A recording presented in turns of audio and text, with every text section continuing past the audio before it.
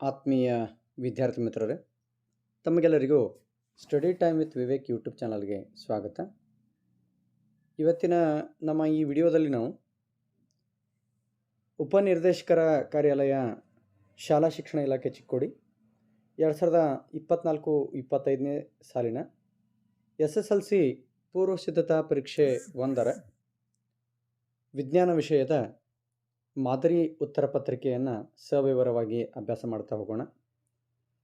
So ಇನ್ನು ಸೋಮವಾರದಲ್ಲಿ ನಡೀತಕ್ಕಂತಹ ರಾಜ್ಯ ಮಟ್ಟದ ಪೂರ್ವ ಸಿದ್ಧತಾ ಪರೀಕ್ಷೆಗೆ ತಯಾರಿ ಮಾಡಿಕೊಳ್ತಾ ಇರತಕ್ಕಂತಹ ಮಕ್ಕಳಿಗೆ ಅತಿ ಉಪಯುಕ್ತವಾಗಿರತಕ್ಕಂತಹ ಮತ್ತು ಅವರ ಅಂಕ ಗಳಿಕೆ ಹೆಚ್ಚಿಗೆ ಮಾಡಲಿಕ್ಕೆ ಸಹಾಯಕಾರಿ ಆಗ್ತಕ್ಕಂತಹ ಒಂದು ಪ್ರಶ್ನೆ ಪತ್ರಿಕೆಯನ್ನು ನಾನು ನಿಮ್ಮ ಮುಂದೆ ಇವತ್ತು ತಂದಿದ್ದೀನಿ.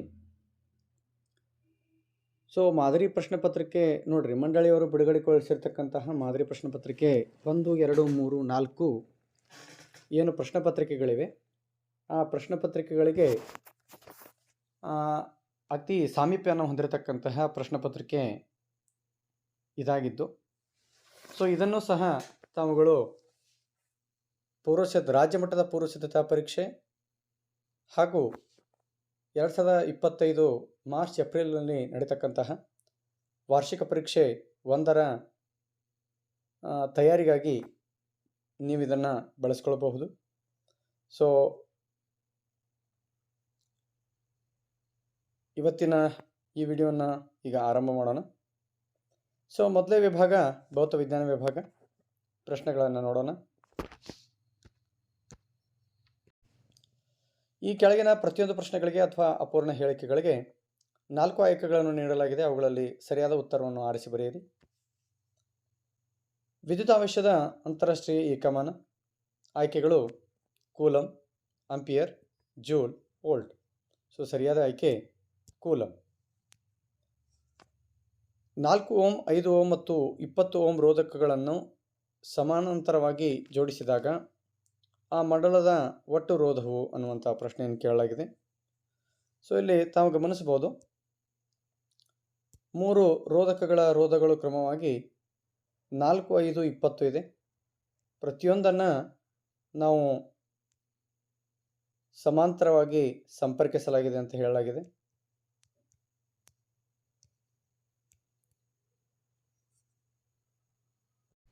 ಸೊ ತಾವು ಇಲ್ಲಿ ಗಮನಿಸಬಹುದು, 4 ರೋಧಕಗಳನ್ನು ಸಮಾಂತರವಾಗಿ ಈ ರೀತಿ ಸಂಪರ್ಕಿಸಿದಾಗ ಅವುಗಳ ರೋಧಕಗಳನ್ನು ಈ ರೀತಿ ನಾವು ಸೂತ್ರದಲ್ಲಿ ತೆಗೆದುಕೊಳ್ಬೇಕಾಗುತ್ತೆ. 1/4 + 1/5 + 1/20. ಸೊ ಇದರ ಲಸ ತೆಗೆದುಕೊಂಡಾಗ 20 ಆಗುತ್ತೆ. ಮೇಲೆ 5 + 4 + 1 ಒಟ್ಟು 10/20 ಆಗುತ್ತೆ. ಸೊ ಇದು 1/RP ಆಗಿರುವುದರಿಂದ RP = 20/10 ಆಗುತ್ತೆ. ಸೊ 10 1 12 ಅಂದರೆ 2 ಓಮ್ ಸರಿಯಾದ ಆಯ್ಕೆಯಾಗಿದೆ. ಸೊ ಮುಂದಿನ ಪ್ರಶ್ನೆ, ಚದುರುವ ಸೂರ್ಯನ ಬೆಳಕಿನ ಬಣ್ಣ ಮತ್ತು ಚದುರಿಸುವ ವಾಯುಮಂಡಲದ ಕಣಗಳ ಗಾತ್ರಕ್ಕೆ ಸಂಬಂಧಿಸಿದಂತೆ ಸರಿಯಾದ ಹೇಳಿಕೆ. ಆಯ್ಕೆಗಳು: ಸಣ್ಣ ಕಣಗಳು ಕೆಂಪು ಬಣ್ಣವನ್ನು ಚದುರಿಸುತ್ತವೆ, ದೊಡ್ಡ ಕಣಗಳು ನೀಲಿ ಬಣ್ಣವನ್ನು ಚದುರಿಸುತ್ತವೆ, ದೊಡ್ಡ ಕಣಗಳು ನೇರಳೆ ಬಣ್ಣವನ್ನು ಚದುರಿಸುತ್ತವೆ, ಅತ್ಯಂತ ದೊಡ್ಡ ಗಾತ್ರದ ಕಣಗಳು ಎಲ್ಲ ಬಣ್ಣಗಳನ್ನು ಸಮಾನವಾಗಿ ಚದುರಿಸುತ್ತವೆ ಅನ್ನುವಂಥದ್ದು. ಇಲ್ಲಿ ಅತ್ಯಂತ ದೊಡ್ಡ ಗಾತ್ರದ ಕಣಗಳು ಎಲ್ಲ ಬಣ್ಣಗಳನ್ನು ಸಮಾನವಾಗಿ ಚದುರಿಸುತ್ತವೆ ಅನ್ನುವಂಥದ್ದು ಸರಿಯಾದ ಆಯ್ಕೆಯಾಗಿದೆ. ಇಲ್ಲಿ ಆಯ್ಕೆಗಳನ್ನು ತಾವು ನೋಡ್ತಾ ಇದ್ದರೆ ಸಣ್ಣ ಕಣಗಳು ಕೆಂಪು ಬಣ್ಣವನ್ನು ಚದುರಿಸುತ್ತವೆ ಅಂತಿದೆ. ಇದು ತಪ್ಪಾದಂತಹ ಅಂಶ. ಯಾಕಂತಂದರೆ ಸಣ್ಣ ಕಣಗಳು ನೀಲಿ ಬಣ್ಣವನ್ನು ಚದುರಿಸುತ್ತವೆ, ದೊಡ್ಡ ಕಣಗಳು ನೀಲಿ ಬಣ್ಣವನ್ನು ಚದುರಿಸುತ್ತವೆ ಅಂತಿದೆ. ಇದು ದೊಡ್ಡ ಕಣಗಳು ಕೆಂಪು ಬಣ್ಣ ಅಥವಾ ಹೆಚ್ಚಿನ ತರಂಗಾಂತರವನ್ನು ಹೊಂದಿರತಕ್ಕಂತಹ ಬಣ್ಣಗಳನ್ನು ಹೆಚ್ಚಿಗೆ ಚದುರಿಸುತ್ತವೆ. ದೊಡ್ಡ ಕಣಗಳು ನೇರಳೆ ಬಣ್ಣವನ್ನು ಚದುರಿಸುತ್ತವೆ ಅಂತಿದೆ. ಇದು ಸಹ ತಪ್ಪು. 4ನೇ ಆಯ್ಕೆ, ಅತ್ಯಂತ ದೊಡ್ಡ ಗಾತ್ರದ ಕಣಗಳು ಎಲ್ಲ ಬಣ್ಣಗಳನ್ನು ಸಮಾನವಾಗಿ ಚದುರಿಸುತ್ತವೆ ಅನ್ನುವಂಥದ್ದು ಸರಿಯಾದ ಆಯ್ಕೆಯಾಗಿದೆ. ಇನ್ನು ಮುಂದಿನ ಪ್ರಶ್ನೆ 1 ಅಂಕದ ಪ್ರಶ್ನೆ, ಫ್ಲೆಮಿಂಗನ ಎಡಗೈ ನಿಯಮದಲ್ಲಿ ಮಧ್ಯದ ಬೆರಳು ಏನನ್ನು ಸೂಚಿಸುತ್ತದೆ ಅಂತಿದೆ. ಸೊ ವಿದ್ಯುತ್ ಪ್ರವಾಹದ ದಿಕ್ಕನ್ನು ಸೂಚಿಸುತ್ತದೆ.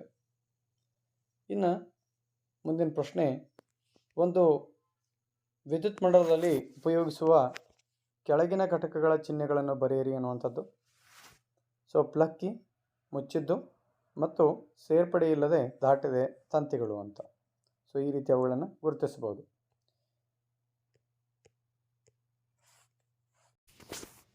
ಸೊ 2 ಅಂಕಗಳ ಪ್ರಶ್ನೆಗಳು. ಕೆಳಗಿನ ಪ್ರಶ್ನೆಗಳಿಗೆ ಉತ್ತರಿಸಿರಿ.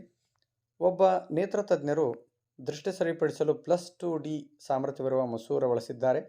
ಆ ವ್ಯಕ್ತಿ ಬಳಸುತ್ತಿರುವ ದೃಷ್ಟಿ ದೋಷ ಯಾವುದು? ಈ ದೋಷ ಉಂಟಾಗಲು ಕಾರಣಗಳು ಯಾವುವು ಅನ್ನುವಂಥದ್ದು. ಸೊ ಇಲ್ಲ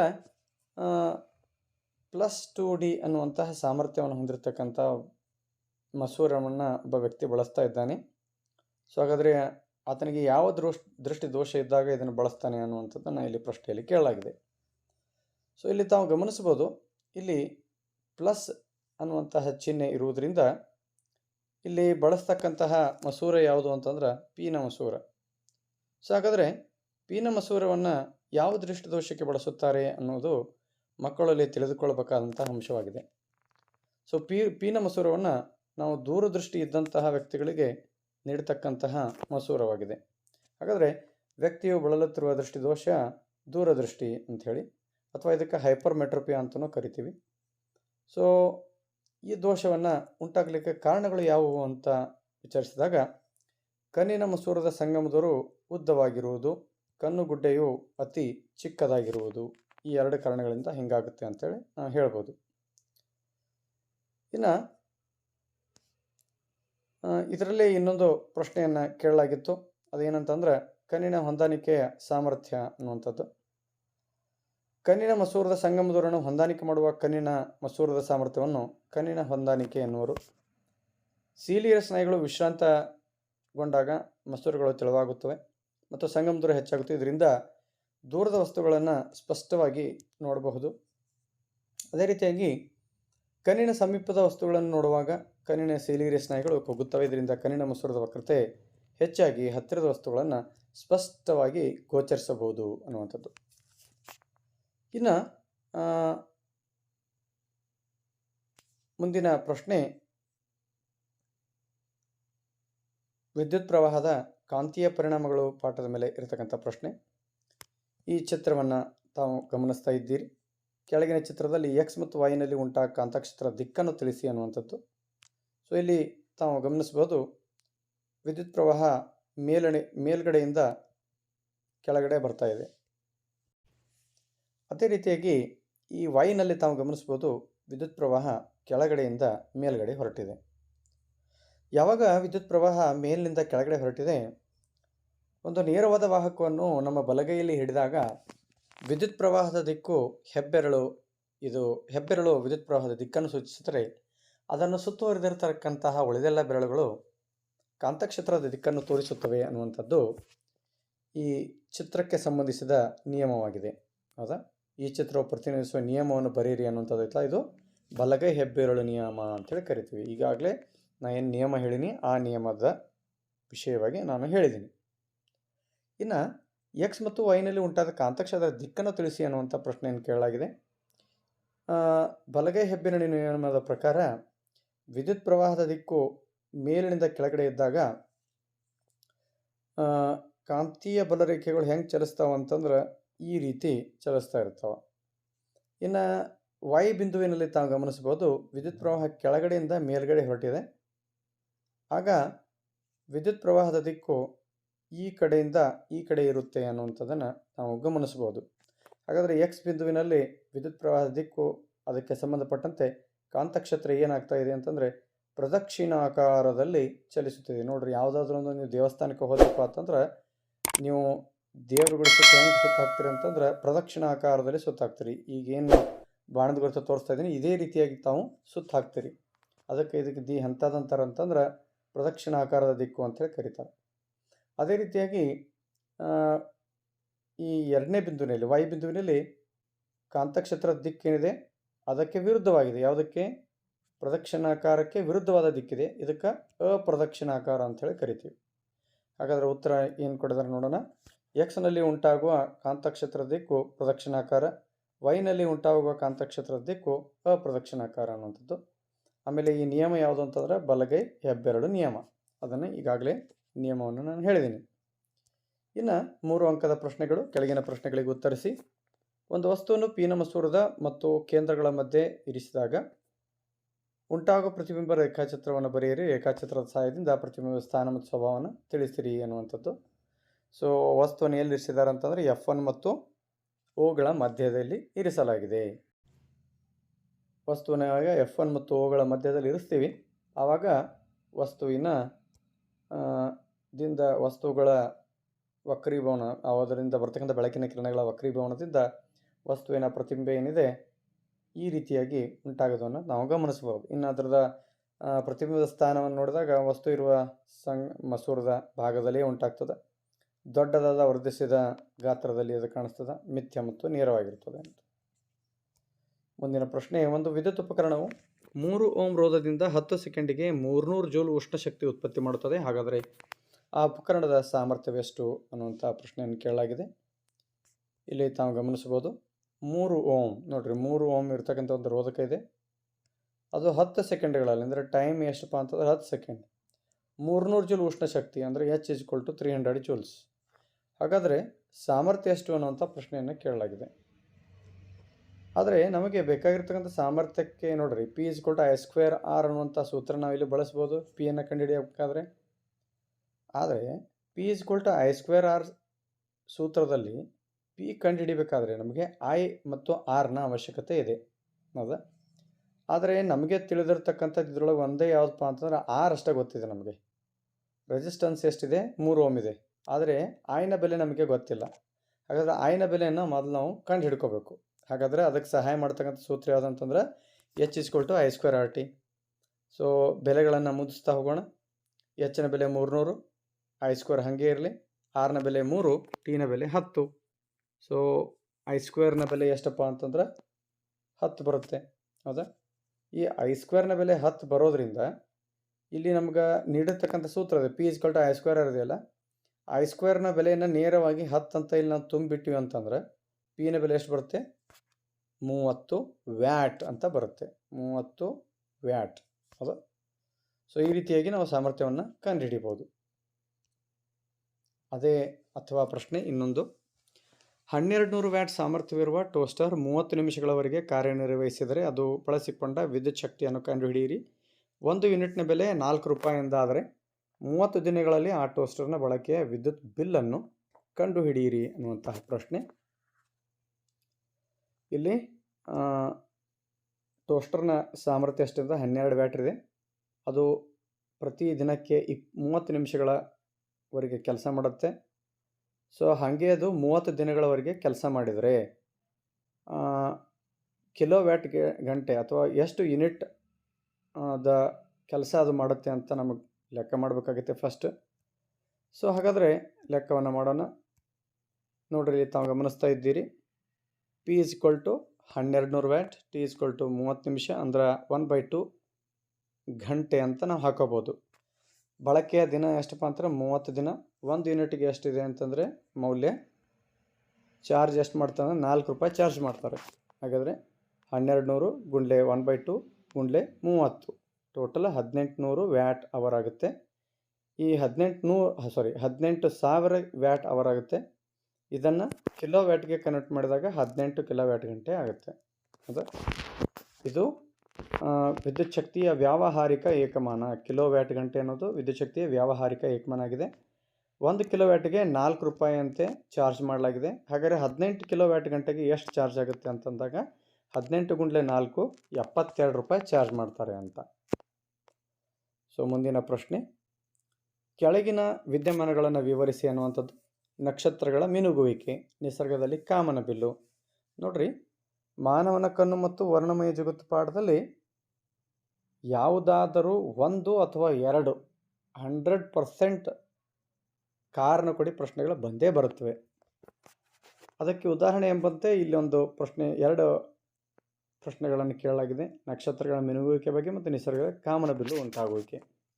ನಕ್ಷತ್ರಗಳು ಭೂಮಿಯ ವಾಯುಮಂಡಲವನ್ನು ಪ್ರವೇಶಿಸಿ ಭೂಮಿಯನ್ನು ತಲುಪುವ ಮುನ್ನ ಸತತವಾಗಿ ಏನಾಗ್ತವೆ ಅಂತ ವಕ್ರೀಭವನ ಹೊಂದ್ತವೆ. ನಕ್ಷತ್ರಗಳಿಂದ ಬರ್ತಕ್ಕಂಥ ಬೆಳಕಿನ ಕಿರಣಗಳ ಹಾದಿಯು ಸ್ವಲ್ಪ ಮಟ್ಟಿಗೆ ಬದಲಾಗುವುದರಿಂದ ನಕ್ಷತ್ರಗಳ ಬೆಳಕು ಏನಾಗುತ್ತೆ? ಮಿನುಗುತ್ತದೆ ಅನ್ನುವಂಥದ್ದು. ಇನ್ನು ಕಾಮನಬಿಲ್ಲು ಮಳೆಯ ನಂತರ ಆಕಾಶದಲ್ಲಿ ಕಾಣತಕ್ಕಂಥ ಒಂದು ವಿಶೇಷವಾದಂತಹ ನೈಸರ್ಗಿಕ ರೋಹಿತವಾಗಿದೆ. ನೀರಿನ ಹನಿಗಳು ಕಿರುಪಟ್ಟಗಳಂತೆ ವರ್ತಿಸುತ್ತವೆ. ಅವು ಸೂರ್ಯನ ಪತನ ಕಿರಣಗಳನ್ನು ವಕ್ರೀಭವನಗೊಳಿಸಿ ಚದುರಿಸುತ್ತವೆ. ನಂತರ ಆಂತರಿಕವಾಗಿ ಪ್ರತಿಫಲಿಸುತ್ತವೆ. ಅಂತಿಮವಾಗಿ ನೀರಿನ ಹನಿಗಳಿಂದ ಹೊರಬರುವಾಗ ವಕ್ರೀಭವನ ಹೊಂದುತ್ತವೆ. ಆವಾಗ ಬೆಳಕಿನ ವರ್ಣ ವಿಭಜನೆ ಆಂತರಿಕ ಪ್ರತಿಫಲನದಿಂದ ವಿವಿಧ ಬಣ್ಣಗಳು ವೀಕ್ಷಕನ ಕಣ್ಣನ್ನು ತಲುಪುತ್ತವೆ. ಸೊ ಈ ರೀತಿಯಾಗಿ ಕಾಮನಬಿಲ್ಲು ಉಂಟಾಗುತ್ತದೆ ಅನ್ನುವಂಥದ್ದನ್ನು ಹೇಳಬಹುದು. ಇನ್ನು 4 ಅಂಕದ ಪ್ರಶ್ನೆ, ಅದರಲ್ಲಿ 2 ಉಪಪ್ರಶ್ನೆಗಳನ್ನು ಕೇಳಲಾಗಿದೆ. ಅದರಲ್ಲಿ ಮೊದಲನೇ ಪ್ರಶ್ನೆ, ಬೆಳಕಿನ ಪ್ರತಿಫಲನದ 2 ನಿಯಮಗಳನ್ನು ನಿರೂಪಿಸಿ ಅನ್ನುವಂಥದ್ದು. ಇನ್ನೊಂದು, ದರ್ಪಣಗಳಿಗೆ ಸಂಬಂಧಿಸಿದಂತೆ ಈ ಕೆಳಗಿನ ಪದಗಳ ಅರ್ಥಗಳನ್ನು ತಿಳಿಸಿರಿ ಅನ್ನುವಂಥದ್ದು. ಸೊ ಪ್ರಶ್ನೆಯನ್ನು ನೋಡೋಣ. ಬೆಳಕಿನ ಪ್ರತಿಫಲನದ 2 ನಿಯಮಗಳು. ಸೊ ಮೊದಲನೇ ನಿಯಮ, ಪತನ ಕೋನವು ಪ್ರತಿಫಲನ ಕೋನಕ್ಕೆ ಸಮವಾಗಿರ್ತದೆ. ಎರಡನೇ ನಿಯಮ, ಪತನ ಕಿರಣ ಪ್ರತಿಫಲನ ಕಿರಣ ಮತ್ತು ಪತನ ಬಿಂದುವಿನಲ್ಲಿ ಸಂಪರ್ಕ ಮೇಲ್ಮೈಗೆ ಎಳೆದ ಲಂಬ ಇವು 3 ಒಂದೇ ಸಮತಲದಲ್ಲಿರುತ್ತವೆ. ಸೊ ಇನ್ನು ವಕ್ರತಾ ಕೇಂದ್ರ ಮತ್ತು ಸಂಗಮ ದೂರಗಳನ್ನು ವ್ಯಾಖ್ಯಾನಿಸಬೇಕಾಗುತ್ತೆ. ಸೊ ವಕ್ರತಾ ಕೇಂದ್ರ ಅಂತಂದ್ರೆ ಇದಕ್ಕೆ ಯಾವುದಕ್ಕೆ ಸಂಬಂಧಪಟ್ಟಂತೆ ಅಂತ ನಾವು ಇಲ್ಲಿ ವಿಚಾರ ಮಾಡಬೇಕಾಗುತ್ತೆ. ದರ್ಪಣಕ್ಕೆ ಸಂಬಂಧಪಟ್ಟಂತೆ ಹೇಳಬೇಕಾದ್ರೆ, ದರ್ಪಣವು ಯಾವ ಗೋಳದ ಭಾಗವಾಗಿದೆಯೋ ಆ ಗೋಳದ ಕೇಂದ್ರವನ್ನು ವಕ್ರತಾ ಕೇಂದ್ರ ಅಂತಾರೆ. ಸಂಗಮ ದೂರ ಅಂತಂದ್ರೆ ಪ್ರಧಾನ ಸಂಗಮ ಮತ್ತು ದರ್ಪಣದ ಧ್ರುವ ಇವುಗಳ ನಡುವಿನ ದೂರವನ್ನು ಸಂಗಮ ದೂರ ಅಂತ ಹೇಳಿ ಕರೀತಾರೆ. ಸೊ ಇದು ಸಹ ಭಾಳಷ್ಟು ಇಂಪಾರ್ಟೆಂಟ್ ಆಗಿರ್ತಕ್ಕಂತಹ ಪ್ರಶ್ನೆ. ಕೆಳಗಿನ ಪ್ರಶ್ನೆಗಳಿಗೆ ಉತ್ತರಿಸಿ. 5 ಅಂಕಗಳ ಪ್ರಶ್ನೆ ನೋಡ್ರಿ. 5 ಅಂಕಗಳ ಪ್ರಶ್ನೆ ಭೌತ ವಿಜ್ಞಾನದಾಗಾದ್ರೆ ಕೇಳ್ಬೋದು, ರಸಾಯನ ವಿಜ್ಞಾನದಾಗಾದ್ರೆ ಕೇಳ್ಬೋದು, ಇಲ್ಲಾಂದ್ರೆ ಜೀವ ವಿಜ್ಞಾನದಾಗಾದ್ರೂ ಕೇಳ್ಬೋದು. ಸೊ ಪ್ರಶ್ನೆ 2 ಇವೆ ಇದರಲ್ಲಿ. ವಾಹಕದ ರೋಧ ಎಂದರೇನು? ವಾಹಕದ ರೋಧ ಅವಲಂಬಿಸಿರುವ ಅಂಶಗಳು ಯಾವ್ಯಾವ ಅನ್ನುವಂಥ ಪ್ರಶ್ನೆ. ಇನ್ನೊಂದು, ವಿದ್ಯುತ್ ಉಪಕರಣಗಳನ್ನು ಸರಣಿ ಕ್ರಮದಲ್ಲಿ ಜೋಡಿಸೋ ಬದಲು ಸಮಾಂತರವಾಗಿ ಜೋಡಿಸೋದು ಪ್ರಯೋಜನಕಾರಿಯಾಗಿದೆ, ಏಕೆ ಅನ್ನುವಂಥದ್ದು. ಇವೆರಡು ಬಹಳಷ್ಟು ಇಂಪಾರ್ಟೆಂಟ್ ಆಗಿರ್ತಕ್ಕಂಥ ಕ್ವಶನ್ಸ್. ಸೊ ಆವೇಶಗಳ ಹರಿವಿಗೆ ಅಡ್ಡಿಯನ್ನು ಉಂಟು ಮಾಡುವಂಥ ವಾಹಕ ವಸ್ತುವಿನ ಸ್ವಭಾವನ ವಾಹಕದ ರೋಧ ಅಂತ ಹೇಳಿ ಕರೀತಾರೆ. ಸೊ ಅವಲಂಬಿಸಿರುವ ಅಂಶಗಳು ವಾಹಕದ ಉದ್ದ, ವಾಹಕದ ಅಡ್ಡಕೊಯ್ತ, ವಸ್ತುವಿನ ಪ್ರಾಕೃತಿಕ ಗುಣ ಮತ್ತು ವಾಹಕದ ತಾಪ. ಇನ್ನು ವಿದ್ಯುತ್ ಉಪಕರಣಗಳನ್ನು ಸರಣಿ ಕ್ರಮದಲ್ಲಿ ಜೋಡಿಸೋದ್ರಿಂದ ಅವುಗಳ ಸರಿಯಾಗಿ ಕಾರ್ಯನಿರ್ವಹಿಸಲು ವ್ಯಾಪಕವಾಗಿ ವಿಭಿನ್ನ ಮೌಲ್ಯಗಳ ವಿದ್ಯುತ್ ಪ್ರವಾಹದ ಅಗತ್ಯವಿದೆ. ಇದರಿಂದಾಗಿ ಯಾವುದೇ ಘಟಕ ವಿಫಲವಾದರೆ ಮಂಡಲವು ಕಡಿತ ಹೋಗುತ್ತದೆ ಮತ್ತು ಉಳಿದ ಯಾವುದೇ ಘಟಕಗಳಿಗೆ ವಿದ್ಯುತ್ ಪ್ರವಾಹ ಸಿಗದೆ ಅದು ಕಾರ್ಯನಿರ್ವಹಿಸುವುದಿಲ್ಲ. ಇನ್ನು ಸಮಾಂತರವಾಗಿ ಮಂಡಲವು ವಿದ್ಯುತ್ ಉಪಕರಣಗಳ ಮೂಲಕ ವಿದ್ಯುತ್ ಪ್ರವಾಹವನ್ನು ವಿಭಜಿಸುತ್ತದೆ. ಸಮಾಂತರ ಮಂಡಲದಲ್ಲಿ ಒಟ್ಟು ರೋಧವು ಕಡಿಮೆಯಾಗುತ್ತದೆ. ನಿರ್ದಿಷ್ಟವಾಗಿ ಪ್ರತಿಯೊಂದು ವಿದ್ಯುತ್ ಉಪಕರಣವು ವಿಭಿನ್ನ ರೋಧವನ್ನು ಹೊಂದಿರುವಾಗ ಮತ್ತು ಸರಿಯಾಗಿ ಕಾರ್ಯನಿರ್ವಹಿಸಲು ವಿಭಿನ್ನ ವಿದ್ಯುತ್ ಪ್ರವಾಹ ಅಗತ್ಯ ಇರುವ ಸಂದರ್ಭದಲ್ಲಿ ಇದು ಸಹಾಯಕಾರಿಯಾಗುತ್ತದೆ ಅನ್ನುವಂಥದ್ದು. ಇನ್ನು ಮುಂದಿನ ವಿಭಾಗ ರಸಾಯನ ವಿಜ್ಞಾನ ವಿಭಾಗ, ಬಹು ಆಯ್ಕೆಯ ಪ್ರಶ್ನೆಗಳು. ಸೊ ಮೊದಲೇ ಪ್ರಶ್ನೆಯನ್ನು ನೋಡೋಣ. ಸುರೇಶನು ತಮ್ಮ ತೋಟದ ಕೊಳವೆ ಬಾವಿ ನೀರಿನ ಗಡಸುತನವನ್ನು ಶಾಶ್ವತವಾಗಿ ನಿವಾರಿಸಲು ಇಚ್ಛಿಸಿದ್ದಾನೆ. ಹಾಗಾದರೆ ಕೆಳಗಿನ ಯಾವ ರಾಸಾಯನಿಕ ಬಳಸುವಂತೆ ತಾವು ಸಾಂದರ್ಭಿಕ ಸಲಹೆ ನೀಡುತ್ತೀರಿ ಅನ್ನುವಂಥ ಪ್ರಶ್ನೆ. Sodium hydroxide, sodium carbonate, sodium chloride, sodium hydrogen carbonate. ಸರಿಯಾದ ಆಯ್ಕೆ ಸೋಡಿಯಂ ಕಾರ್ಬೊನೇಟ್. ಕೆಳಗೆ ನೀಡಲಾದ ಲೋಹಗಳ ಕ್ರಿಯಾಶೀಲತೆ ಸರಣಿ ಇಳಿಕೆ ಕ್ರಮ ಸೂಚಿಸುವ ಸರಣಿ ಯಾವುದು ಅನ್ನುವಂಥದ್ದು. ಸೊ ಇದರಲ್ಲಿ Mg greater than AL greater than Zn, Mg greater than AL greater than Zn greater than Fe. So ಇದು ಏನು ಸರಣಿ ಇದೆ ಇದು ಸರಿಯಾದ ಆಯ್ಕೆ. ಇನ್ನು 1 ಅಂಕದ ಪ್ರಶ್ನೆಗಳು. ಕೆಳಗಿನ ಪ್ರಶ್ನೆಗಳಿಗೆ ಉತ್ತರಿಸಿ. ಎಣ್ಣೆಯಲ್ಲಿ ಕರಿದ ಪದಾರ್ಥಗಳು ಕಮಟುವಿಕೆ ಒಳಪಡದಂತೆ ತಡೆಗಟ್ಟುವ ಕ್ರಮಗಳು ಯಾವುವು ಅನ್ನುವಂಥದ್ದು. ಸೊ ಪ್ರತಿ ಉತ್ಕರ್ಷಕಗಳನ್ನು ಸೇರಿಸುವುದು, ಚಿಪ್ಸ್ ಪೊಟನ್ಗಳಲ್ಲಿ ನೈಟ್ರೋಜನನ್ನು ಸೇರಿಸಿದಂತೆ, ಅಥವಾ ಆಹಾರ ಪದಾರ್ಥಗಳನ್ನು ಗಾಳಿ ಪ್ರವೇಶಿಸದ ಸಂಗ್ರಾಹಕಗಳಲ್ಲಿ ಸೇಕರಿಸಿ ಇಡುವುದು. ಇದರಿಂದ ಏನಾಗುತ್ತೆ, ಉತ್ಕರ್ಷಣೆ ನಿಧಾನಗೊಳಿಸಲು ಸಹಾಯ ಮಾಡುತ್ತದೆ ಅನ್ನುವಂಥದ್ದು. ಮುಂದಿನ ಪ್ರಶ್ನೆ. ಕೆಳಗಿನ ಸಂಯುಕ್ತಗಳಲ್ಲಿ ಕಂಡುಬರುವ ಆಮ್ಲವನ್ನು ಹೆಸರಿಸಿ ಅನ್ನುವಂಥದ್ದು. ಸೊ ಮೊದಲೇದು ಯಾವುದು ಅಂತಂದರೆ ಜಠರದ ರಸ ಅಂತ. ಸೊ ಮೊದಲೇದು ಜಠರದ ರಸ, ಅದರಲ್ಲಿ ಕಂಡುಬರ್ತಕ್ಕಂತಹ ಆಮ್ಲ ಹೈಡ್ರೋಕ್ಲೋರಿಕ್ ಆಮ್ಲ. ಇನ್ನೊಂದು ಇರುವೆ ಕಡಿತದಲ್ಲಿ ಇರತಕ್ಕಂತಹ ಆಮ್ಲ ಮೆಥೆನೋಯಿಕ್ ಆಮ್ಲ. ಇನ್ನು ಮುಂದಿನ ಪ್ರಶ್ನೆ. ಉಭಯಧರ್ಮಿ ಆಕ್ಸೈಡ್ಗಳು ಎಂದರೇನು? ಕೆಲವು ಲೋಹದ ಆಕ್ಸೈಡ್ಗಳು ಆಮ್ಲ ಮತ್ತು ಪ್ರತ್ಯಾಮ್ಲಗಳು ಎರಡರೊಂದಿಗೆ ವರ್ತಿಸಿ ಲವಣ ಮತ್ತು ನೀರನ್ನು ಉತ್ಪತ್ತಿ ಮಾಡ್ತೀವಿ. ಇವುಗಳನ್ನು ಉಭಯಧರ್ಮಿ ಆಕ್ಸೈಡ್ಗಳು ಅಂಥೇಳಿ ಕರೀತಾರೆ. ಇನ್ನು ಈ ಚಿತ್ರವನ್ನು ಗಮನಿಸೋದು ಮತ್ತು ಪ್ರಶ್ನೆಗೆ ಉತ್ತರಿಸುವುದು.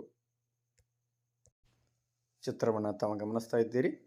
ಈ ಹೈಡ್ರೋಜನ್ ಸಂಯುಕ್ತದ ಏಕಬಂಧ ಮತ್ತು ದ್ವಿಬಂಧಗಳನ್ನು ಗುರುತಿಸಿ ಅನ್ನುವಂಥದ್ದು. ಇಲ್ಲಿ ಒಂದು ದ್ವಿಬಂಧ ಇರುವುದನ್ನು ತಾವು ನೋಡ್ತಾ ಇದ್ದೀರಿ. ಇಲ್ಲಿ 1, 2, 3 ಮತ್ತು 4 ಏಕಬಂಧಗಳು, ಒಂದು ದ್ವಿಬಂಧ ಇರುವುದನ್ನು ತಾವು ನೋಡ್ತಾ ಇದ್ದೀರಿ ಅಲ್ವಾ. ಸೊ ಮೇಲಿನ ಚಿತ್ರದಲ್ಲಿ ಕಾರ್ಬನ್ ಮಧ್ಯೆ ಒಂದು ದ್ವಿಬಂಧವಿದ್ದು ಕಾರ್ಬನ್ ಹೈಡ್ರೋಜನ್ಗಳ ಮಧ್ಯೆ 4 ಏಕಬಂಧಗಳಿವೆ ಅನ್ನುವಂಥದ್ದು. 2 ಅಂಕಗಳ ಪ್ರಶ್ನೆಗಳು. ನೀರಿನ ವಿದ್ಯುತ್ ವಿಭಜನೆಯ ಚಿತ್ರ ಬರೆದು ಭಾಗಗಳನ್ನು ಗುರುತಿಸಿ.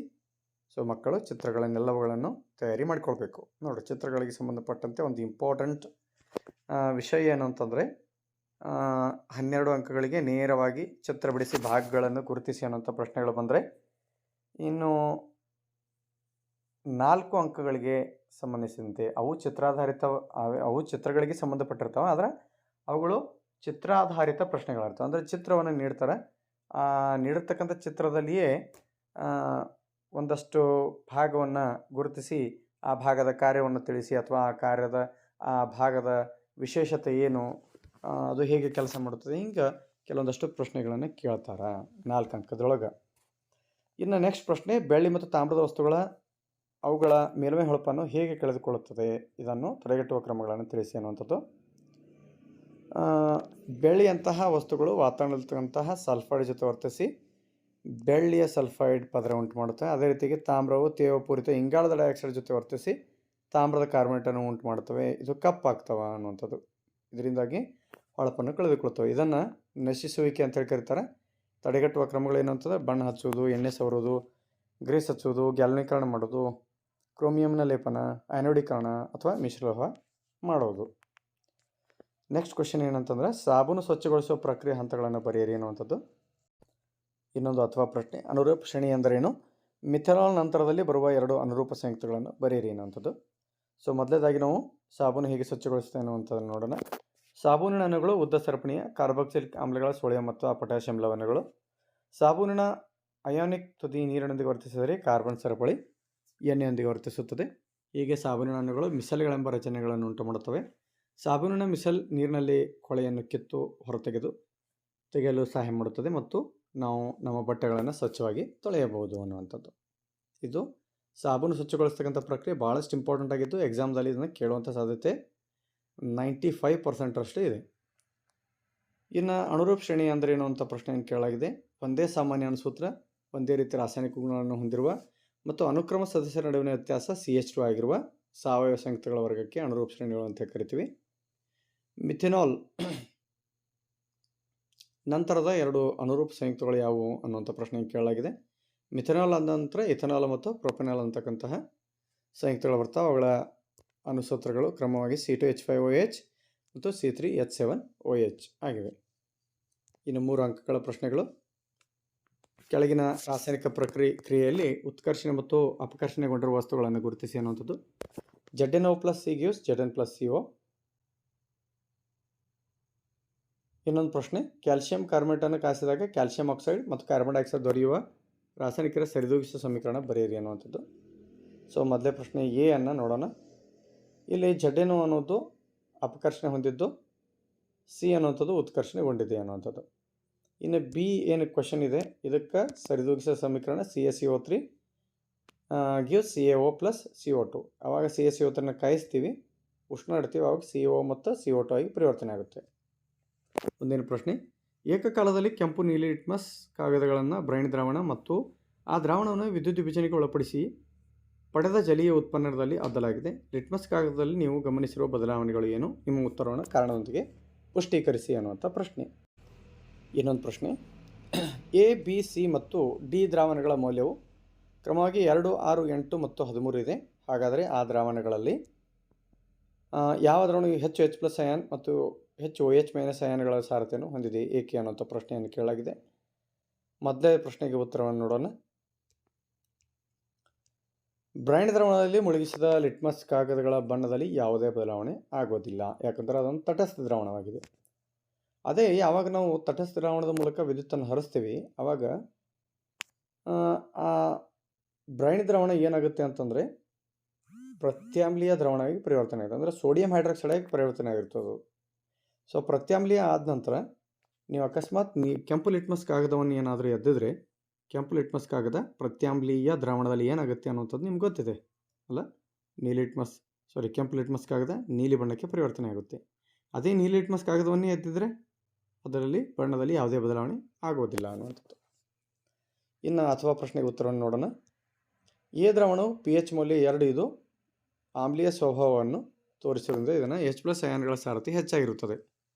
ಡಿ ದ್ರಾವಣವು pH ಮೌಲ್ಯ 13 ಇದು ಪ್ರತ್ಯಾಮ್ಲೀಯ ಸ್ವಭಾವವನ್ನು ತೋರಿಸುವುದರಿಂದ ಇದರಲ್ಲಿ OH- ಅಯಾನ್ಗಳ ಸಾರಥಿ ಹೆಚ್ಚಾಗಿರುತ್ತದೆ. ಇನ್ನು ಲೋಹದ ಮೇಲೆ ಹಬೆ ವರ್ತನೆಯ ಚಿತ್ರ ಬರೆದ ಭಾಗಗಳನ್ನು ಗುರುತಿಸಿ ಅನ್ನುವಂಥದ್ದು, ಇದು ಸಹ ಭಾಳಷ್ಟು ಇಂಪಾರ್ಟೆಂಟ್ ಆಗಿರ್ತಕ್ಕಂತಹ ಚಿತ್ರ ತಯಾರಿ ಮಾಡಿಕೊಳ್ಬೇಕು. ಮುಂದಿನ ಪ್ರಶ್ನೆ, ಕೆಳಗಿನ ಪ್ರಶ್ನೆಗಳಿಗೆ ಉತ್ತರಿಸಿ ಕೆಳಗಿನ ಕಾರ್ಬನ್ ಸಂಯುಕ್ತಗಳ ರಚನಾ ವಿನ್ಯಾಸಗಳನ್ನು ಬರೆಯಿರಿ ಅನ್ನುವಂಥದ್ದು. 2 ಕೊಟ್ಟಿದ್ದಾರೆ. ಒಂದನೇದು ಸೈಕ್ಲೋಹೆಕ್ಸೇನ್, ಇನ್ನೊಂದು ಪ್ರೊಪೆನೋಯಿಕ್ ಆಮ್ಲ. ಸೊ ಉತ್ತರವನ್ನು ನೋಡೋಣ. ಇದು ಸೈಕ್ಲೋಹೆಕ್ಸೇನ್. ನೋಡ್ರಿ, ಸೈಕ್ಲೋ ಅಂತಂದ್ರೆ ರಿಂಗ್ ಟೈಪ್ ಇರುತ್ತೆ ಅಲ್ಲ. ನೋಡ್ರಿ, ರಿಂಗ್ ಟೈಪ್ ಇದೆ, ಮತ್ತು ಹೆಕ್ಸೇನ್ ಅಂದರೆ 6 ಕಾರ್ಬನ್ ಇರ್ತವೆ. ಸೊ ಇದು ಒಂದನೇದ್ದು, ಇದು 2, 3, 4, 5 ಮತ್ತು ಇದು 6 ಕಾರ್ಬನ್ಗಳನ್ನು ಹೊಂದಿರತಕ್ಕಂತಹ ಸೈಕ್ಲೋಹೆಕ್ಸೇನ್ನ ರಚನಾ ಸೂತ್ರ ಇದು. ಇನ್ನೊಂದು ಪ್ರೊಪೆನೋಯಿಕ್ ಆಮ್ಲ ಅಲ್ಲ. ಪ್ರೊಪೆನೋಯಿಕ್ ಆಮ್ಲದಲ್ಲಿ 3 ಕಾರ್ಬನ್ ಪರಮಾಣುಗಳಿವೆ. ನೋಡ್ರಿ, 1, 2, 3.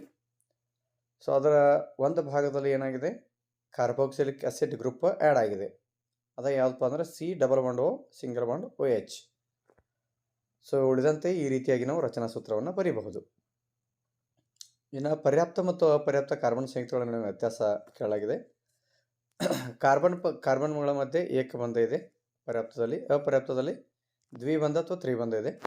ಪರ್ಯಾಪ್ತ ಕಾರ್ಬನ್ ಸಂಯುಕ್ತಗಳು ಕಡಿಮೆ ಕ್ರಿಯಾಶೀಲವಾಗಿದ್ದು, ಅಪರ್ಯಾಪ್ತ ಕಾರ್ಬನ್ ಸಂಯುಕ್ತಗಳು ಹೆಚ್ಚು ಕ್ರಿಯಾಶೀಲವಾಗಿವೆ.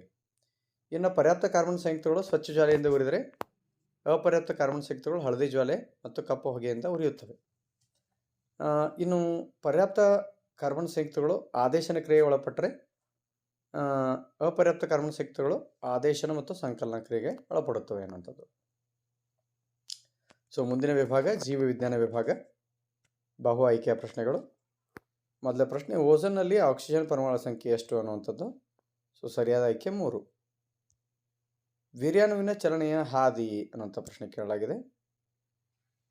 ಸೊ ವೃಷಣ, ಶಿಶ್ನ, ವೀರ್ಯನಾಳ, ವೀರ್ಯಕೋಶ ಈ 4 ಏನು ಭಾಗಗಳಿವೆ, ವೀರ್ಯಾಣುಗಳು ಇವುಗಳಲ್ಲಿ ಯಾವುದರಲ್ಲಿ ಫಸ್ಟು, ನೆಕ್ಸ್ಟು, ಥರ್ಡ್, ಫೋರ್ತ್ ಯಾವ ರೂಟದಿಂದ ಅದು ಚಲಿಸ್ತದೆ ಅನ್ನುವಂಥ ಪ್ರಶ್ನೆ ಕೇಳಲಾಗಿದೆ. ಸೊ ಇಲ್ಲಿ ಸರಿಯಾದ ಆಯ್ಕೆ 1, 3, 4, 2. ಇದು 1, ಇದು 2, ಇದು 3, ಇದು 4. ಹೌದಾ? 1, 2, 3, 4 ಇದು ಸರಿಯಾದ ಆಯ್ಕೆ. ಸೊ ಮುಂದಿನ ಪ್ರಶ್ನೆ, ದುಂಡನೆಯ ಬೀಜಗಳ ಬಟಾಣಿ ಸಸ್ಯಗಳನ್ನು ಸುಕ್ಕಾದ ಬೀಜಗಳು ಬಟಾಣಿ ಸಸ್ಯದೊಂದಿಗೆ ಸಂಕಲನಗೊಳಿಸಲಾಗಿದೆ. F2 ತಳಿ ಪೀಳಿಗೆಯಲ್ಲಿ ಕ್ಯಾಪಿಟಲ್ R ತಳಿ ಗುಣವನ್ನು ಹೊಂದಿರುವ ಸಸ್ಯಗಳ ಶೇಕಡಾ ಪ್ರಮಾಣ ಎಷ್ಟು ಅನ್ನುವಂಥದ್ದು. ಸೊ ತಾವಿಲ್ಲಿ ಗಮನಿಸ್ತಾ ಇದ್ದೀರಿ, ಕ್ಯಾಪಿಟಲ್ R ಅಂತಕ್ಕಂಥದ್ದು ಒಂದು ಪೋಷಕ ಜೀವಿಯ ಜೀನ್ ವರ್ಣತಂತುಗಳ ಒಂದು ವಿಧ. ಇನ್ನೊಂದು ಸ್ಮಾಲ್ ಆರ್ ಇದೆ ಅಲ್ಲ. ಸೊ F2 ತಳಿ ಪೀಳಿಗೆಯಲ್ಲಿ ಕ್ಯಾಪಿಟಲ್ R ಎಷ್ಟು ಪರ್ಸೆಂಟೇಜ್ ಇರುತ್ತೆ ಅಂತ ಪ್ರಶ್ನೆ ಕೇಳಲಾಗಿದೆ. ಸೊ ನೀವು ಎತ್ತರದ ಬಟಾಣಿ ಸಸ್ಯಗಳನ್ನು ಕುಬ್ಜ ಬಟಾಣಿ ಸಸ್ಯದೊಂದಿಗೆ ಸಂಕಲನಗೊಳಿಸಿದಾಗ ಕೊನೆಯಲ್ಲಿ ಕ್ಯಾಪಿಟಲ್ ಟಿ ಎಷ್ಟಿದ್ದಾವೆ ಅನ್ನುವಂಥದ್ದನ್ನು ನೀವು ಹೇಳಿದಿರಿ, 1 ಇದೆ ಅಂಥದ್ದು. ಕ್ಯಾಪಿಟಲ್ ಟಿ ಸ್ಮಾಲ್ ಟಿ ಅನ್ನುವಂಥದ್ದು 2 ಇರುತ್ತೆ, ಸ್ಮಾಲ್ ಟಿ ಅನ್ನುವಂಥದ್ದು 1 ಇರುತ್ತೆ. ಹಾಗೆ ಕ್ಯಾಪಿಟಲ್ R ಎಷ್ಟಿರುತ್ತೆ ಅಂತಂದರೆ 1 ಇರುತ್ತೆ ಅಲ್ಲ. ಕ್ಯಾಪಿಟಲ್ R ಸ್ಮಾಲ್ ಆರ್ ಅಂಥವು 2 ಇರುತ್ತೆ, ಸ್ಮಾಲ್ ಆರ್ 1 ಇರುತ್ತೆ. ಸೊ ಇಲ್ಲಿ ಅನುಪಾತವನ್ನು ನೋಡ್ತಾ ಹೋದಾಗ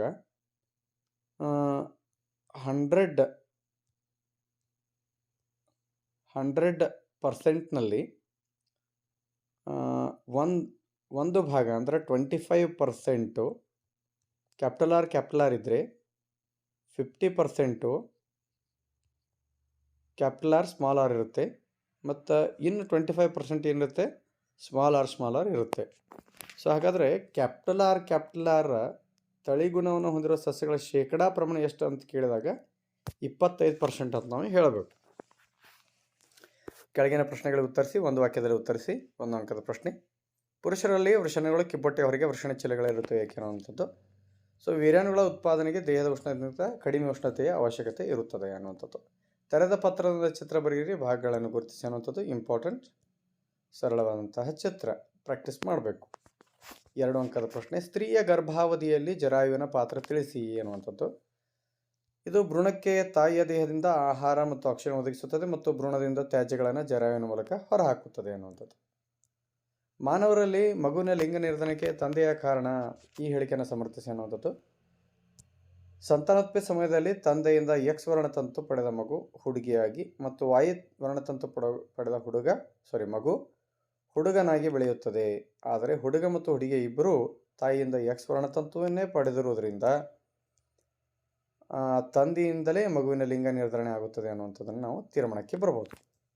ಇನ್ನು ಪರಿಸರ ವ್ಯವಸ್ಥೆಯಲ್ಲಿ ಆಹಾರ ಸರಪಳಿಯ ಉನ್ನತ ಸ್ತರಕ್ಕೆ ತಲುಪದಂತೆ ಜೀವಿಗಳ ಸಂಖ್ಯೆ ಕಡಿಮೆ ಆಗುತ್ತದೆ ಏಕೆ ಅನ್ನುವಂಥದ್ದು. ಅಥವಾ ಶಿಥಿಲೀಕರಣ ಘಟಕಗಳಲ್ಲಿ CFCಗಳ ಬಳಕೆಯನ್ನು ಕಡ್ಡಾಯವಾಗಿ ನಿಷೇಧಿಸಲಾಗಿದೆ ಏಕೆ, ಓಝೋನ್ ನಾಶದ ಒಂದು ಪರಿಣಾಮ ತಿಳಿಸಿ ಅನ್ನುವಂಥದ್ದು. ಸೊ ಪರಿಸರ ವ್ಯವಸ್ಥೆಯಲ್ಲಿ ಆಹಾರ ಸರಪಳಿಯ ಉನ್ನತ ಸ್ತರಕ್ಕೆ ತಲುಪದಂತೆ ಜೀವಿಗಳ ಸಂಖ್ಯೆ ಕಡಿಮೆ ಆಗುತ್ತದೆ ಏಕೆ ಅನ್ನುವಂಥ ಪ್ರಶ್ನೆಯನ್ನು ನೋಡ್ತಾ ಹೋಗೋಣ. ಪ್ರತಿ ಪೋಷಣ ಸ್ತರದಲ್ಲಿ 90% ಶಕ್ತಿ ನಷ್ಟವಾಗುತ್ತದೆ. ಇದರಿಂದ ಮುಂದಿನ ಪೋಷಣ ಸ್ತರಕ್ಕೆ ಶಕ್ತಿಯ ವರ್ಗಾವಣೆ ಕಡಿಮೆ ಆಗುವುದರಿಂದ ಉನ್ನತ ಸ್ತರಕ್ಕೆ ತಲುಪದಂತೆ ಜೀವಿಗಳ ಸಂಖ್ಯೆ ಏನಾಗುತ್ತೆ, ಕಡಿಮೆ ಆಗುತ್ತೆ. ಸೊ ಶಿಥಿಲೀಕರಣಗಳ CFCಗಳ ಬಳಕೆಯನ್ನು ಕಡ್ಡಾಯ ನಿಷೇಧಿಸಲು ಏಕೆ, ಒಂದು ಪರಿಣಾಮ ತಿಳಿಸಿ ಅಂತ ಹೇಳಿ ಪ್ರಶ್ನೆ ಕೇಳಲಾಗಿದೆ. ಇದು ಓಝೋನ್ನ ಪದರವನ್ನು ಏನು ಮಾಡುತ್ತೆ, ನಾಶ ಮಾಡುತ್ತೆ. ಹೌದಾ, CFC. ಅದರ ಪರಿಣಾಮ ಏನು ಅಂತಂದರೆ ಉತ್ಪರಿವರ್ತನೆ ಅಥವಾ ಅನುವಂಶೀಯಲ್ಲಿ ಉಂಟಾಗುವ ದಿಢೀರ್ ಬದಲಾವಣೆ, ಮಾನವರಲ್ಲಿ ಚರ್ಮದ ಕ್ಯಾನ್ಸರ್, ಕ್ಯಾಟ್ರಾಕ್ಟ್ ಇಂತಕ್ಕಂಥ ಸಮಸ್ಯೆಗಳು ಉಂಟಾಗುತ್ತೆ. ಇನ್ನು 3 ಅಂಕದ ಪ್ರಶ್ನೆ. ಸಸ್ಯಗಳ ದ್ಯುತಿ ಸಂಶ್ಲೇಷಣೆಯಲ್ಲಿ ಜರುಗುವ ಘಟನೆಗಳನ್ನು ತಿಳಿಸಿ. ಸಸ್ಯಗಳು ತ್ಯಾಜ್ಯ ಪದಾರ್ಥಗಳನ್ನು ಹೊರಹಾಕಲು ಬಳಸುವ ವಿಧಾನಗಳು ಯಾವುವು ಅನ್ನೋಂಥದ್ದು, ಅಥವಾ ಸಣ್ಣ ಕರುಳಿನಲ್ಲಿ ನಡೆಯುವ ಜೀರ್ಣಕ್ರಿಯೆಯನ್ನು ವಿವರಿಸಿ ಅನ್ನುವಂಥದ್ದು. ಸೂರ್ಯನಿಂದ ಬೆಳಕಿನ ಶಕ್ತಿ ಹೀರಿಕೆ, ಆಮೇಲೆ ಸೂರ್ಯನ ಶಕ್ತಿ ರಾಸಾಯನಿಕ ಶಕ್ತಿಯ ಪರಿವರ್ತನೆ ಆಗೋದು, ನೀರು ವಿಭಜನೆಯಿಂದ ಹೈಡ್ರೋಜನ್ ಮತ್ತು ಆಕ್ಸಿಜನ್ ಆಗೋದು, ಕಾರ್ಬನ್ ಡೈಆಕ್ಸೈಡ್ ಕಾರ್ಬೋಹೈಡ್ರೇಟ್ ಆಗಿ ಪರಿವರ್ತನೆ ಹೊಂದೋದು. ಇದು ದ್ಯುತಿಸಂಶ್ಲೇಷಣೆ ಕ್ರಿಯೆಯಲ್ಲಿ ನಡೀತಕ್ಕಂಥ ಘಟನೆಗಳು. ಸೊ ಇನ್ನು ಯಾವ ನೋಡಿ, ಸಣ್ಣ ಕರುಳಿನಲ್ಲಿ ನಡೆಯುವ ಜೀರ್ಣಕ್ರಿಯೆಯನ್ನು ವಿವರಿಸಿ ಅಂತ ಕೇಳಿದಾಗ ಸೊ ಈ ರೀತಿಯಾಗಿ ನಾವು ಅದನ್ನು ಹೇಳಬಹುದು. ಮೇದೋಜರಿಕ ಗ್ರಂಥಿ ಬಿಡುಗಡೆ ಮಾಡ್ತಕ್ಕಂತಹ ರಸ ಯಾವುದು, ಅದರಲ್ಲಿ ಯಾವ ಕಿಣ್ವ ಇರುತ್ತೆ, ಆಮೇಲೆ ಪಿತ್ತರಸದಿಂದ ಬರ್ತಕ್ಕಂತಹ ದ್ರವಗಳು ಯಾವುವು, ಸಣ್ಣ ಕರುಳಿನಲ್ಲಿ ಬಿಡುಗಡೆ ಆಗ್ತಕ್ಕಂಥ ಕಿಣ್ವಗಳು ಯಾವ್ಯಾವು, ಅವು ಏನೇನು ಕೆಲಸ ಮಾಡುತ್ತೆ ಅಂಥೇಳಿ ನಾವು ತಯಾರಿ ಮಾಡಿಕೊಳ್ಬೇಕು. Next question. ಮಾನವರಲ್ಲಿ ಕೆಳಗಿನ ಚಟುವಟಿಕೆಯನ್ನು ನಿಯಂತ್ರಿಸತಕ್ಕಂತಹ ಹಾರ್ಮೋನ್ಗಳನ್ನು ಹೆಸರಿಸಿ ಅನ್ನುವಂಥದ್ದು. ರಕ್ತದಲ್ಲಿ ಸಕ್ಕರೆ ಮಟ್ಟವನ್ನು ನಿಯಂತ್ರಿಸುವುದು ಇನ್ಸುಲಿನ್, ಋತುಚಕ್ರದ ನಿರ್ವಹಣೆ ಮಾಡುವಂಥದ್ದು ಈಸ್ಟ್ರೋಜನ್ನು, ಭಯ ಒತ್ತಡ ಪರಿಸ್ಥಿತಿಯಲ್ಲಿ ದೇಹವನ್ನು ಸಿದ್ಧಗೊಳಿಸ್ತಕ್ಕಂಥದ್ದು ಯಾವಪ್ಪ ಅಂದರೆ ಅಡ್ರಿನಾಲಿನ್ನು, ಆಮೇಲೆ ಚಯಾಪಚಯ ಕ್ರಿಯೆ ನಿಯಂತ್ರಿಸೋದು ಥೈರಾಕ್ಸಿನ್ನು. ಸಸ್ಯಗಳಲ್ಲಿ ಬೆಳವಣಿಗೆಯನ್ನು ಉತ್ತೇಜಿಸ್ತಕ್ಕಂಥ ಹಾರ್ಮೋನು ಆಕ್ಸಿನ್ ಹಾರ್ಮೋನ್. ಕಾಯಿ ಹಣ್ಣಿನ ಬೇಗನೆ ಹಣ್ಣಾಗಿಸ್ತಕ್ಕಂಥ ಹಾರ್ಮೋನ್ ಇಥಿಲಿನ್. 2 ಇಂಪಾರ್ಟೆಂಟ್. ಮುಂದಿನ ಪ್ರಶ್ನೆ. ತುಂಡರಿಕೆ ಮತ್ತು ಪುನರುತ್ಪಾದನೆ ಪ್ರಕ್ರಿಯೆ ಹೇಗೆ ಪರಸ್ಪರ ಭಿನ್ನವಾಗಿವೆ ಅನ್ನುವಂಥದ್ದು. ತುಂಡರಿಕೆಯಲ್ಲಿ ಹೊಸ ಜೀವಿ ಉತ್ಪತ್ತಿ ಆಗುತ್ತದೆ. ಬಹುಕೋಶ ಶೈವಲಗಳು ಬೆಳವಣಿಗೆ ಹೊಂದಿದ ನಂತರ ಸಣ್ಣ ಸಣ್ಣ ತುಂಡುಗಳಾಗಿ ವಿಭಜನೆ ಹೊಂದುತ್ತವೆ. ಇದು ಹೆಂಗಾಗುತ್ತೆ ಅಂದರೆ ಬೈ ಆಕ್ಸಿಡೆಂಟ್ ಆಗುತ್ತೆ. ಹೌದಾ, ಹೊಸ ಜೀವಿಗಳೇ ಬೆಳೆಯುತ್ತದೆ. ಇನ್ನು ಪುನರುತ್ಪಾದನೆ ತುಂಡಾದ ಭಾಗ ಮಾತ್ರ ಬೆಳೆಯುತ್ತದೆ. ಜೀವಕೋಶಗಳ ಸಮೂಹದಿಂದ ವಿಭಿನ್ನ ಜೀವಕೋಶಗಳು ಬದಲಾವಣೆಗಳು ಆಗಿ ಅನೇಕ ಜೀವಕೋಶ ಮತ್ತು ಅಂಗಾಂಶಗಳಾಗುತ್ತವೆ. ಈ ಬದಲಾವಣೆಗಳು ಒಂದು ಸಂಘಟಿತವಾದ ಅನುಕ್ರಮದಲ್ಲಿ ನಡೀತವೆ. ಇದನ್ನು ಅಭಿವರ್ಧನೆ ಅಂತೇಳಿ ಕರಿತೀವಿ. ಮುಂದಿನ ಪ್ರಶ್ನೆ 4 ಅಂಕಗಳ ಪ್ರಶ್ನೆ. ನೆಫ್ರಾನ್ಗಳಲ್ಲಿ ಮೂತ್ರ ಉತ್ಪತ್ತಿಯಾಗುವ ಪ್ರಕ್ರಿಯೆಯನ್ನು ಸಂಕ್ಷಿಪ್ತವಾಗಿ ವಿವರಿಸಿ ಮತ್ತು ಉನ್ನತ ಸಸ್ಯಗಳಲ್ಲಿ ಆಹಾರ ಪದಾರ್ಥಗಳ ಸಾಗಾಣಿಕೆ ಹೇಗೆ ನಡೀತದೆ ತಿಳಿಸಿ ಅನ್ನುವಂಥದ್ದು. ಮೊದಲೇದು ನಾವು ನೆಫ್ರಾನ್ನಲ್ಲಿ ಮೂತ್ರ ಉತ್ಪಾದನೆ ಹೇಗೆ ನಡೀತದೆ ಅಂತ ನೋಡೋಣ. ಸೊ ನೆಫ್ರಾನ್ ಮೂತ್ರಜನಕಾಂಗದ ರಚನಾತ್ಮಕ ಮತ್ತು ಕಾರ್ಯನಿರ್ವಾಹಕ ಘಟಕ ಅಂತೇಳಿ ಕರಿತೀವಿ. ಮೂತ್ರಪಿಂಡಗಳಲ್ಲಿ ರಕ್ತವನ್ನು ಸೋಸುವ ಘಟಕಗಳೆಂದರೆ ತೆಳುವಾದ ಭಿತ್ತಿಯನ್ನು ಹೊಂದಿರುವ ಲೋಮನಾಳಗಳು. ಈ ಲೋಮನಾಳಗಳು ನೆಫ್ರಾನ್ನ ಬಟ್ಲಿನಾಕಾರದ ರಚನೆಯಲ್ಲಿ ರಕ್ತವನ್ನು ಸೋಸುವಿಕೆಗೆ ಒಳಪಡಿಸುತ್ತವೆ. ಈ ಹಂತದಲ್ಲಿ ಶೋಧಿಸಲ್ಪಟ್ಟ ಗ್ಲೂಕೋಸ್, ಅಮೈನೋ ಆಮ್ಲ ಲವಣಗಳು ಮತ್ತು ನೀರಿನಂತಹ ವಸ್ತುಗಳು ಮೂತ್ರನಾಳದಲ್ಲಿ ಪುನಃ ಹೀರಲ್ಪಡುತ್ತವೆ. ಈ ಕ್ರಿಯೆಯ ನಂತರ ಉಂಟಾದ ದ್ರವ ಇದೇ ಉತ್ಪನ್ನಕ್ಕೆ ಏನಂತೀವಿ ಮೂತ್ರ ಅಂತೇಳಿ ಕರಿತೀವಿ. ಇನ್ನು ಸಸ್ಯಗಳಲ್ಲಿ ಆಹಾರವನ್ನು ಸಾಗಿಸುವ ಅಂಗಾಂಶ ಫ್ಲೋಯಂ. ದ್ವಿತೀಯ ಸಂಶ್ಲೇಷಣೆ ವಿಲೀನಗೊಳ್ಳಬಹುದಾದ ಉತ್ಪನ್ನಗಳು, ಅಮೈನೋ ಆಮ್ಲಗಳು ಮತ್ತು ಇತರ ವಸ್ತುಗಳನ್ನು ಎಲೆಗಳಿಂದ ಸಸ್ಯದ ಎಲ್ಲ ಭಾಗಗಳಿಗೆ ಸಾಗಿಸುತ್ತದೆ ಮತ್ತು ವಸ್ತುಗಳ ಸ್ಥಾನಾಂತರವು ಜರಡಿನಾಳದ ಪಾರ್ಶ್ವ ಸಂಗಾತಿ ಜೀವಕೋಶ ಸಹಾಯದಿಂದ ವಿಲೀನಗೊಳ್ಳಬಹುದಾದ ವಸ್ತುವಾಗಿ ನಡೆಯುತ್ತದೆ. ಅಭಿಸರಣ ಒತ್ತಡವು ಫ್ಲೋಯಂನಿಂದ ವಸ್ತುಗಳು ಕಡಿಮೆ ಒತ್ತಡವಿರುವ ಅಂಗಾಂಶಗಳಿಗೆ ಚಲಿಸುವಂತೆ ಮಾಡುತ್ತದೆ ಅನ್ನುವಂಥದ್ದು. ಇನ್ನು ಮಾನವರಲ್ಲಿ ಮೆದುಳಿನ ನೀಳಛೇದ ಚಿತ್ರ ಬರೆದು ಭಾಗಗಳನ್ನು ಗುರುತಿಸಿ ಅನ್ನುವಂಥದ್ದು. ಸೊ ಚಿತ್ರವನ್ನು ಈ ರೀತಿ ಬಿಡಿಸಿ ಭಾಗಗಳನ್ನು ಗುರುತಿಸಬೇಕು ಮತ್ತು ಪರಾವರ್ತಿತ ಕ್ರಿಯೆಯನ್ನು ಕೇಂದ್ರವನ್ನು ಹೆಸರಿಸಿ ಅಂದಾಗ ಮೆದುಳು ಬಳ್ಳಿ ಎನ್ನುವಂಥದ್ದು. ಸೊ ಮುದ್ದು ಮಕ್ಕಳೇ, ಇಲ್ಲಿವರೆಗೆ ನಾವು 10ನೇ ತರಗತಿಯ ರಾಜ್ಯ ಮಟ್ಟದ ಪೂರ್ವ ಸಿದ್ಧತಾ ಪರೀಕ್ಷೆಯ ತಯಾರಿಗಾಗಿ ಜಿಲ್ಲಾ ಮಟ್ಟದ ಒಂದು ಪ್ರಶ್ನೆ ಪತ್ರಿಕೆಯಲ್ಲಿ ಕೇಳಿರ್ತಕ್ಕಂತಹ ಪ್ರಶ್ನೆಗಳನ್ನು ಸವಿವರವಾಗಿ ಅಭ್ಯಾಸ ಮಾಡಿದ್ದೇವೆ. ಸೊ ಈ ಪ್ರಶ್ನೆ ಪತ್ರಿಕೆ ಮುಂದೆ ನಡೀತಕ್ಕಂತಹ ರಾಜ್ಯದ ಪೂರ್ವ ಸಿದ್ಧತಾ ಪರೀಕ್ಷೆ ಮತ್ತು ವಾರ್ಷಿಕ ಪರೀಕ್ಷೆ ಇವೆರಡಕ್ಕೂ ಸಹ ಬಹಳಷ್ಟು ಅನುಕೂಲವಾಗಿರ್ತಕ್ಕಂತಹ ಪ್ರಶ್ನೆ ಪತ್ರಿಕೆ ಇದಾಗಿದೆ. ಮಕ್ಕಳು ಇದರ ವಿಷಯಕ್ಕೆ ತಕ್ಕಂತೆ ಚೆನ್ನಾಗಿ ತಯಾರಿ ಮಾಡಿ ಉತ್ತಮವಾದ ಅಂಕ ಗಳಿಸಲಿ ಅನ್ನುವಂತಹ ಆಶಯವನ್ನು ವ್ಯಕ್ತಪಡಿಸ್ತೇನೆ. ಸೊ ಮತ್ತೆ ಮುಂದಿನ ವಿಡಿಯೋದಲ್ಲಿ ಮತ್ತೆ ನೀವು ಭೇಟಿ ಆಗೋಣ. ಯಾರು ನಮ್ಮ ಚಾನಲನ್ನು ಸಬ್ಸ್ಕ್ರೈಬ್ ಮಾಡ್ಕೊಂಡಿಲ್ಲ, ಸಬ್ಸ್ಕ್ರೈಬ್ ಮಾಡಿಕೊಡ್ರಿ. ಇದರಿಂದ ನಾವು ಯಾವುದಾದ್ರೂ ಒಂದು ಹೊಸ ವಿಡಿಯೋವನ್ನು ಅಪ್ಲೋಡ್ ಮಾಡಿದಾಗ ನಿಮಗೆ ಅದರ ಮಾಹಿತಿ ದೊರಕುತ್ತೆ. ಸೊ ಸಬ್ಸ್ಕ್ರೈಬ್ ಮಾಡಿದ ನಂತರ ಬೆಲ್ ಐಕನನ್ನು ಪ್ರೆಸ್ ಮಾಡೋದನ್ನು ದಯವಿಟ್ಟು ಮರಿಬೇಡಿ. ಸೊ ಮುಂದಿನ ವಿಡಿಯೋದಲ್ಲಿ ಮತ್ತೆ ಭೇಟಿ ಆಗೋಣ. ಅಲ್ಲಿವರೆಗೆ ಬಾಯ್ ಬಾಯ್.